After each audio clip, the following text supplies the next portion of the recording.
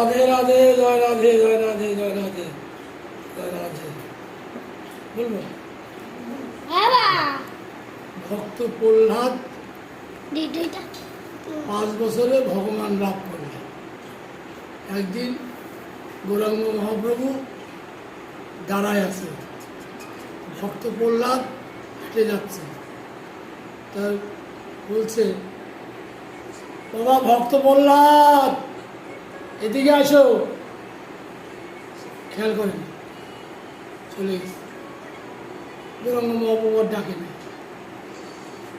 তারপরে হে গোবিন্দ ডাকলাম তো কথা বললো না, আচ্ছা যাইকে আর একদিন দেখা যাবে। আর একদিন ওরকম হেঁটে যাচ্ছে, প্রহ্লাদ তোমার খুব অহংকার হয়েছে। কি প্রভু কি বলছে? না তো আমার তো অহংকার হয়নি। না না না, তোমার অহংকার হয়েছে, খুব অহংকার হয়েছে তোমার, আমি বুঝতে পারছি।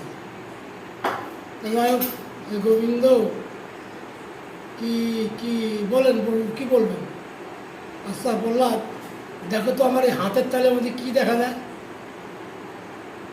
প্রভু হাতের তালের মধ্যে দেখা যাচ্ছে মরার মাথা আর বুকের হাড়, পাহাড় জন্মে গেছে।